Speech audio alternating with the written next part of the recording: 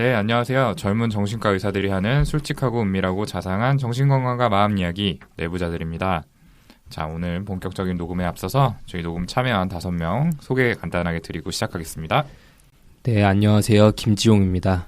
안녕하세요. 윤희우입니다. 안녕하세요. 허규영입니다.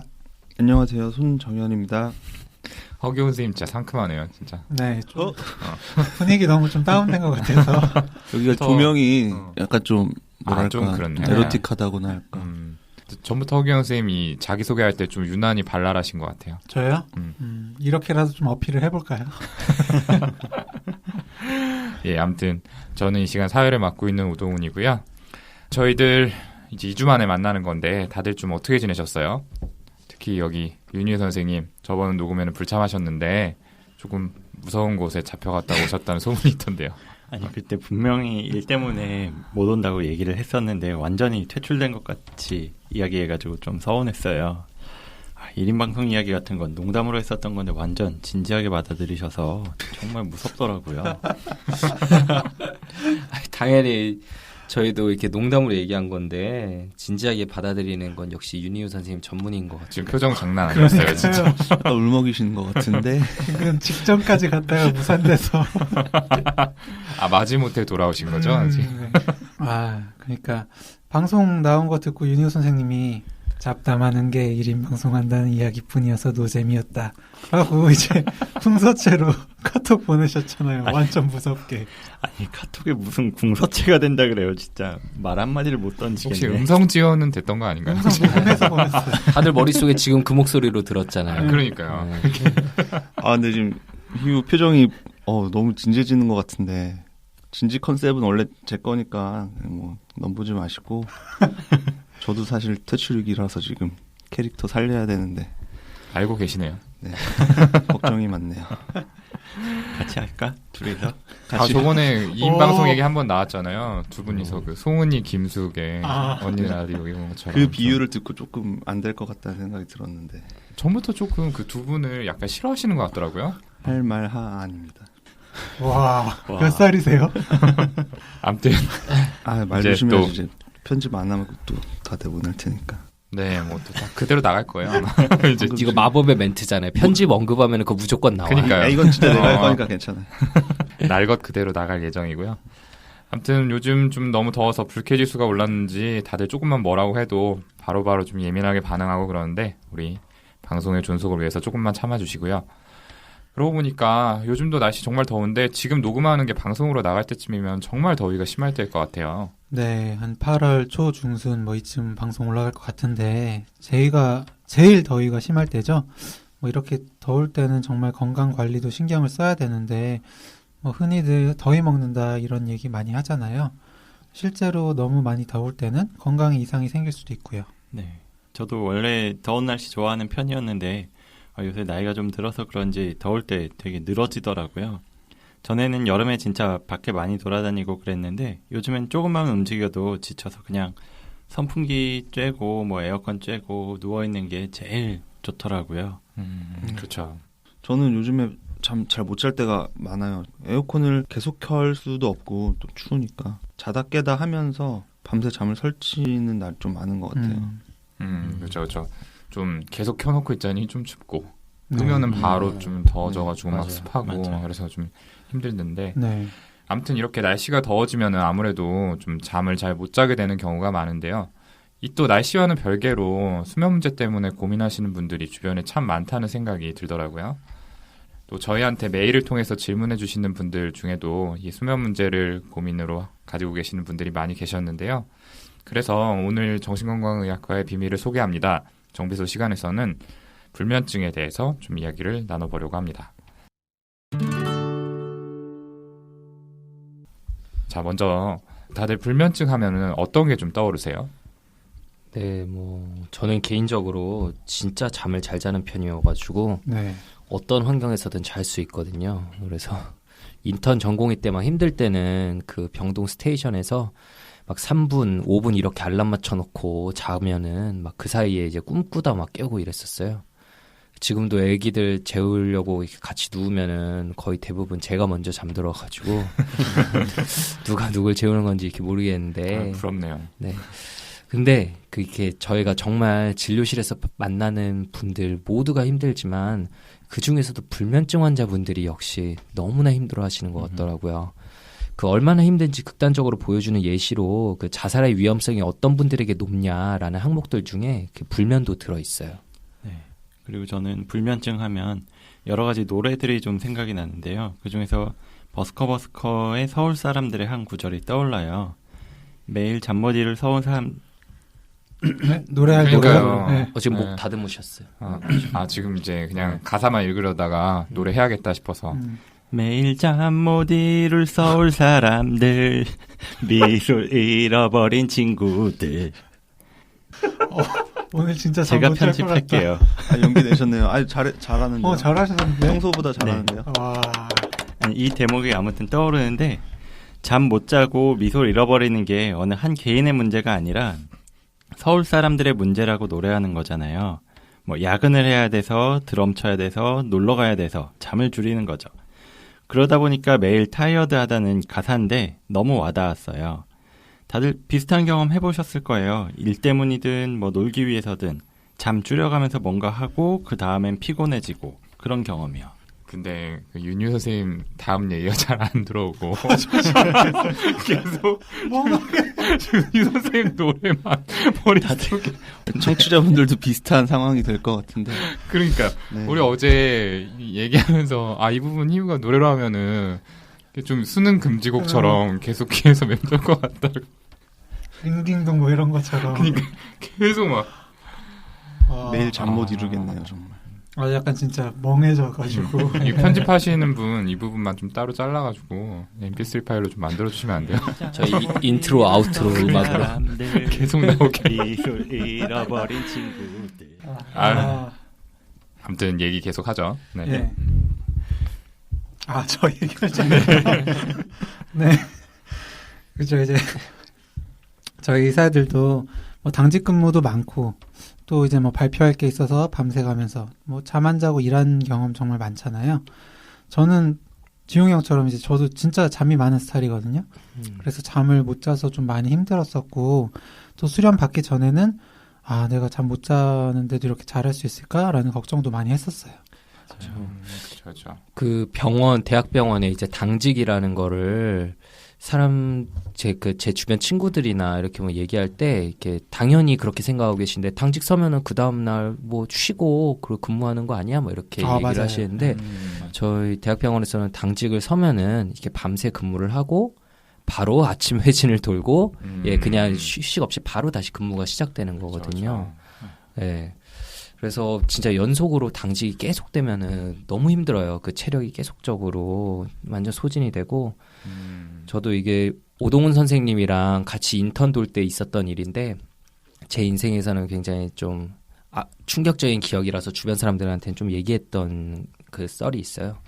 정형외과 인턴 돌 때 이렇게 한 번은 너무 피곤할 때였는데, 거의 뭐 1, 2주 연속 매일 1시간씩 자고 이래가지고 너무 피곤할 때였는데, 사이다가 너무 먹고 싶어가지고 진짜 졸린데도 엘리베이터를 타고 편의점에 내려가가지고 딱 사이다를 가져온 다음에 침대에 앉아서 탁 따서 먹는데 너무 맛있는 거예요. 근데 마시다가 잠들어가지고 옷에 다 쏟아가지고 진짜 그때 힘들었죠, 진짜.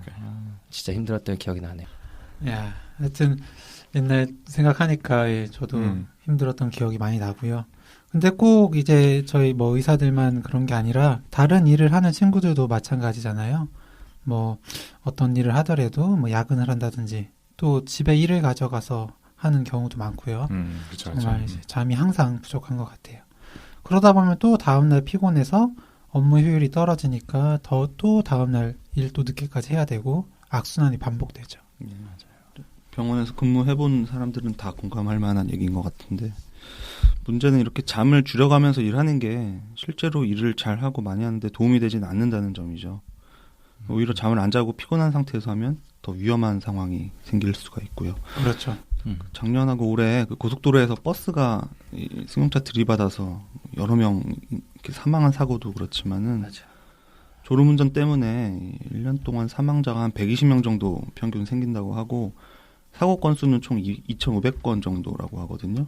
거의 하루에 7건 정도 이 졸음 때문에 교통사고가 일어난다는 거죠. 고속도로에서 시속 100km 정도로 달릴 때 1초 동안 졸면 거의 30m를 주행하게 된다고 하니까 정말 큰 사고가 나기 쉽잖아요. 운전이라고 하는 게 극단적인 사례기는 한데 그거 말고도 이제 사람이 잠을 많이 못 잔 상태에서 일을 하면 인지 기능이 떨어지거나 판단 실수를 하는 경우는 정말 흔하게 생깁니다. 맞아요. 그렇죠.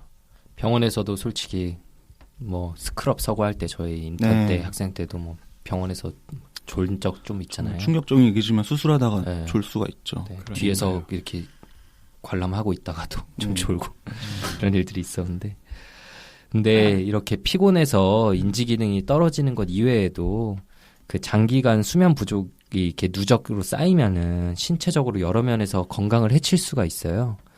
그러니까 우선 잠을 충분히 못 자면 비만이 생길 수가 있는데 제가 어떤 뭐 특정 전공과를 비난하고자 하는 건 아닌데 이렇게 병원에서 저희가 대표적으로 힘든 과 선생님들을 보면은 좀 특징적인 체형을 가지신 경우들이 많더라고요. 옛날부터 궁금했던 게 정말 너무 힘든 과라서 잘 드시지도 못하는 것 같은데 왜 살이 찔까라는 생각이 옛날에도 궁금했었어요.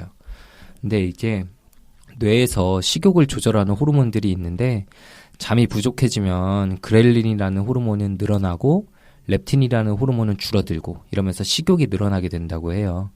저희도 뭐 생각해보면 밤 늦게까지 일할 때나 뭐 당직대가 되면은 당연히 뭐 야식 땡기고 의국 냉장고에 있는 거 꺼내 먹고 뭐 시켜 먹고 이런 경험들 많이 있잖아요. 맞아요.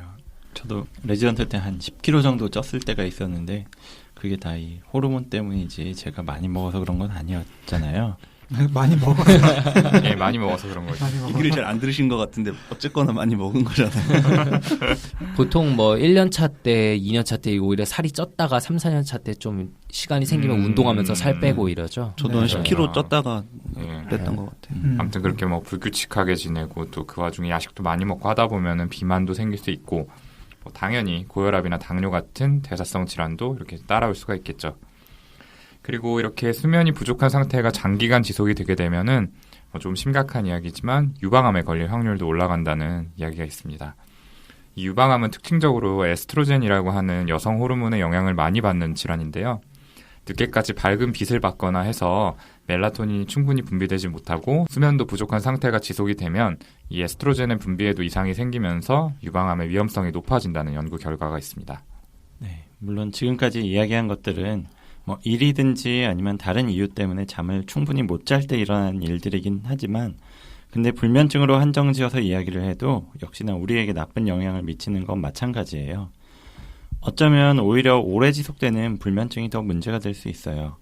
야근이나 밤늦게까지 놀다가 잠을 적게 잔 경우엔 주말에 몰아서 잠을 잔다든지 아니면 야근이 좀 줄어든 시기에는 잠을 잘 자기도 하는데 불면증은 이렇게 잠을 잘 시간은 있는데도 잠들지 못해서 결과적으로 수면 시간이 부족한 상태가 지속되는 거거든요. 네, 그렇죠. 이 불면증이 있는 분들은 잠잘 시간이 절대적으로 부족한 것보다도 자려고 누웠는데 잠이 안 와요. 잠이 들기는 하는데 자꾸 깨요. 새벽에 일찍 깨면은 다시 잠들지를 못해요. 이렇게 이야기하시는 경우가 더 많죠. 결국 대부분은 잠을 충분히 깊게 못 자는 게 문제라고 이렇게 느낀다는 건데요. 여튼 잠을 잘 자지 못했을 때 신체에 미칠 수 있는 여러 가지 영향으로 이야기를 시작을 해봤는데 그러면 이 잠, 수면이라는 게 대체 어떤 구조로 이루어져 있는 현상인지 이거를 좀 간단히 짚어보고 넘어가도록 하겠습니다. 네, 그 수면의 구조 말씀하셨는데 제가 좀 얘기를 해볼게요. 사람의 수면은 5단계로 나눌 수가 있습니다. 1단계는 정말 얕은 잠이죠. 잠들까 말까 한 그런 순간이라고 보시면 되는데 막 잠에 드는 그 느낌 있잖아요. 사담인데 제 사촌형은 그 잠드는 그 느낌이 좋아서 5분마다 알람을 맞춰놓고 잠 들었다가 스르르 다시 깨고 스르르 깨고 그걸 반복을 해요. 특이하시네. 네. 원래 이런 거 친구 얘기하면은 보통 자기 얘기인 것 같아요. 허경생하고 많이 어울리는 얘기인 것 같아요. 잠을 빨리 들 수는 있지만 그 알람 아마 못 들었을 겁니다. 저는. 네. 어쨌든 1단계에서 깨어나면 잠든 건지 아닌지 모르지만 뭐 2단계부터는 좀 이제 확실히 잠이라고 할 수 있는 그런 깨면 잠들었다는 사실 기억할 수 있는 그 정도고요. 1단계, 2단계 여기까지를 보통 얕은 잠이라고 하고요. 3, 4단계에 이르면 깊은 잠에 든 거라고 합니다. 이렇게 깊은 수면 단계로 내려가면서 뇌파도 점점 느려지고 체온이나 맥박 같은 신체 활성도도 떨어지고 이제 신체나 뇌의 회복이 일어나게 됩니다. 그러다가 REM, Rapid Eye Movement, REM 수면이죠. 네. 왜 자신 없게 저희의 동의를 구하시죠? 네. 눈치를 보게 되네요. 이제 REM 수면이라는 단계가 나타나는데 이 단계는 잠들어 있는 건 확실한데 뇌파가 깨어 있을 때처럼 빨라지고 심박수나 이제 체온도 올라가게 되죠. 꿈도 이 시기에 꾼다고 하는데 아직까지 완전히 알려지진 않았지만 요 REM 수면 시기에 장기 기억 저장이나 이 정신적인 피로도가 회복되는 이런 역할을 한다고 합니다. REM 수면은 전체 수면의 뒤쪽으로 갈수록 많고 또 길어지는 경향을 보이고 전체 수면을 기준으로 3, 4단계의 수면과 REM 수면이 충분히 나타나야 깊은 잠을 잤다 이렇게 볼 수 있는 겁니다. 네. 우리 교수님 역시 오늘도 과학적인 자세한 설명 감사합니다. 괜찮았나요? 네, 오늘은 뭐 별로 괜찮아요. 어렵지 않게 한 것 같네요. 원래 안 어려웠는데 항상 형이 어렵다고 하는데 저도 어렵던데. 네. 그래요? 어려운 이야기 전문이시죠. 하여튼 규영이가 이렇게 수면의 단계에 대해서 이제 얘기를 해줬는데 이제는 이제 잠을 잘 때 일어나는 일에 대해서도 저희가 한번 얘기를 해보죠. 그 예전에는 잠을 자는 게 단순히 아무것도 안 하는 상태, 이렇게 뭐 죽음과 비슷한 상태라는 생각을 많이 했었는데 1950년대에 아까 말한 렘 수면을 이제 발견하면서 인식이 많이 바뀌게 됐어요. 잠을 자는 동안 이렇게 뇌 활동이 죽은 듯이 저하만 되는 게 아니라 뭔지는 모르지만 그 활발하게 활동을 하고 있다라는 사실을 알게 된 거죠. 네, 맞아요. 자는 동안 아무것도 안 하는 건 절대 아니고 낮 동안 활동을 하기 위해서 어떤 회복을 하는 시간이라는 그 연구 결과들도 있고 뇌 가소성 이론이라고 해서 단순히 회복뿐만 아니고 실제로 뇌에 쌓이게 되는 여러 가지 나쁜 물질들을 활발하게 청소하기도 하는 시간이라는 근거들도 있습니다. 네. 그래서 이제 충분히 잠을 자지 못하는 기간이 길어지게 되면 베타 아밀로이드 같은 그 물질들이 청소되지 못하고 쌓여서 결과적으로는 치매를 유발할 수 있다는 연구 결과도 최근에 나오고 있죠. 그러니까 제가 전공의 때 잠을 많이 잔 것도 머리가 더 나빠지면 안 되니까 이 머리를 보호하기 위해서 그랬던 거라고 보시면 되겠습니다. 베타 아밀로이드 청소할 게 아니라 손정현 선생님을 청소했어야 되는데. 저를 일국에서 쫓아냈어야 된다는 얘기인가? 네, 손정현 선생님이 그 잠자는 문제에 대해서 변명한 거 지금까지 많이 들었는데 제일 참신한 변명이었던 것 같아요. 그런 것 같아요. 아무튼 저희가 또 이전에 꿈에 대해 다룰 때 설명을 잠깐 드렸었는데 이 수면 시간 동안에 낮 시간 동안 받아들였던 정보를 기억 속에 공고화시키는 과정이 일어나면서 발생하는 일종의 노이즈가 바로 꿈이다. 이런 이야기도 저희가 드렸었죠. 네. 자, 지금까지 이제 수면의 과학적 측면에 대해서 간단히 알아봤고요. 그러면 오늘 이야기하려고 하는 불면증에 대해서 좀 얘기를 해볼 텐데 이 잠이 안 오는 현상은 도대체 왜 일어나는 걸까요? 네. 잠이 왜 안 오는지에 대해서 이야기를 해야 되니까 우선 잠이 어떻게 오는지에 대해서 먼저 이야기를 해볼게요. 사람이 깨어있고 잠드는 거 결정하는 데엔 크게 두 가지 요인이 작용을 한다고 합니다. 그 중에 하나는 체내의 신호에 반응하는 수면 각성 항상성이라고 하는 거고 또 하나는 외부 신호에 반응하는 24시간 주기 리듬이 있어요. 수면 각성 항상성이라는 건 간단히 얘기하면 오래 깨어있으면 있을수록 잠들려고 하고 오래 잠들어 있으면 있을수록 깨어나려고 하는 걸 이야기한다고 해요. 이거를 수면 압력이라는 말로 표현하기도 하는데 잠들어 있으면 수면 압력이 낮아져서 깨어나고 오래 깨어 있으면 수면 압력이 높아져서 잠들게 된다고 이야기를 합니다. 그럼 정현이는 수면 압력이 다른 사람보다 되게 높은 건가 봐요. 그렇죠. 사람마다 이게 차이는 있고요. 저도 저지만 왜 본인 얘기를 저한테 하시는지. 저도 압력이 되게 높습니다. 그러니까 지용이 형도.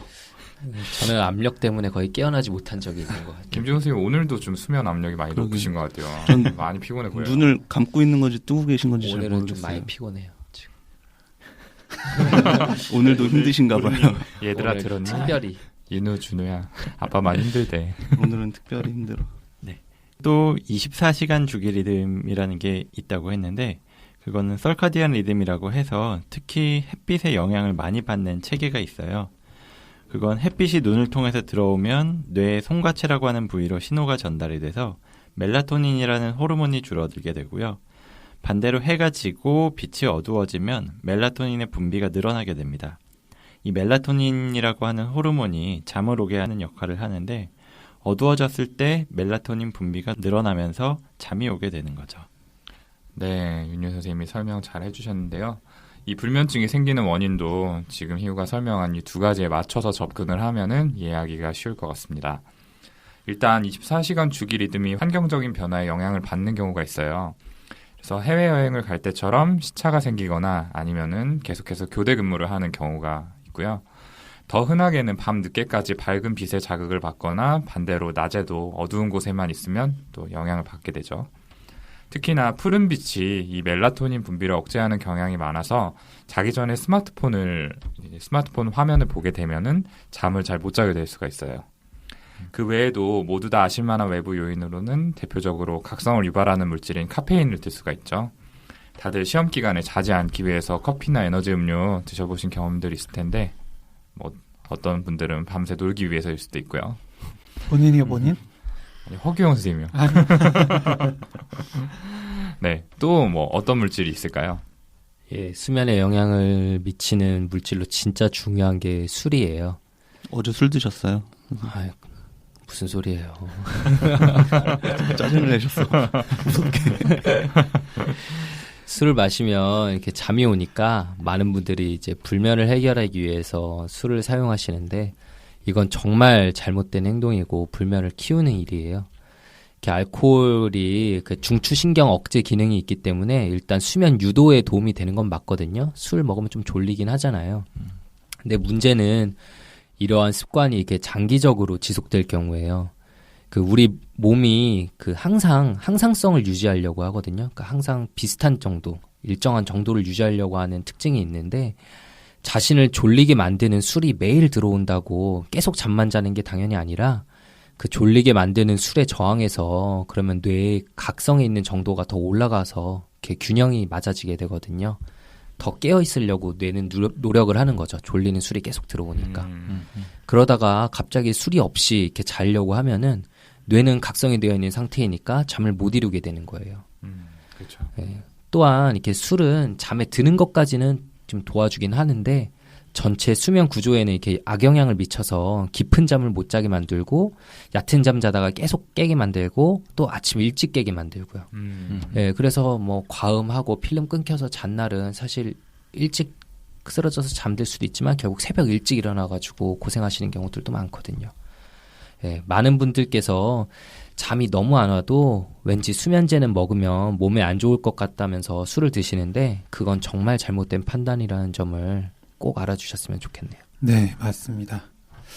뭐 지금 뭐 스마트폰이나 뭐 커피, 술 이런 좀 외부 환경적인 요인들에 대해서 이야기를 해봤는데 이번엔 체내에서 일어나는 그런 이제 수면 방해하는 요인들에 대해서 좀 얘기를 해볼게요. 여러 연구들을 종합해보면 단순히 잠만 못 자는 그러니까 다른 원인이 없는 1차성 불면증은 전체 불면증의 사실 15% 정도밖에 안 된다라고 합니다. 다시 말해서 전체 불면증의 80% 이상이 불면을 일으키는 또 다른 요인이 동반되는 경우거든요. 여기에는 수면 무호흡증 같은 신체적인 질병이 원인이 되는 경우도 있고 또 아니면 우울증이나 불안장애 같은 정신질환이 원인인 경우도 많죠. 근데 역시 그 우울증, 불안증 때문에 못 주무시는 경우가 엄청 많죠. 그 우울증 진단 기준 자체에 불면이 들어가 있잖아요. 네.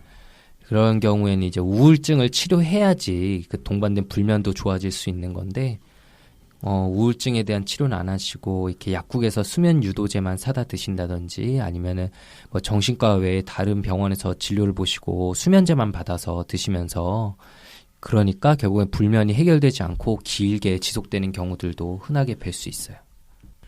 네, 지금까지 이제 일반적인 수면의 구조와 불면을 일으킬 수 있는 원인들에 대해서 간단히 이야기를 나눠봤는데요. 아무래도 조금 어려운 이야기고 이야기가 길어질 것 같으니까 여기서 잠깐 쉬고 이어지는 동반질환이 있을 때의 불면증 그리고 그 치료는 어떻게 하는지에 대해서는 2부에서 저희가 이어서 말씀 나누도록 하겠습니다. 2부도 들어주세요.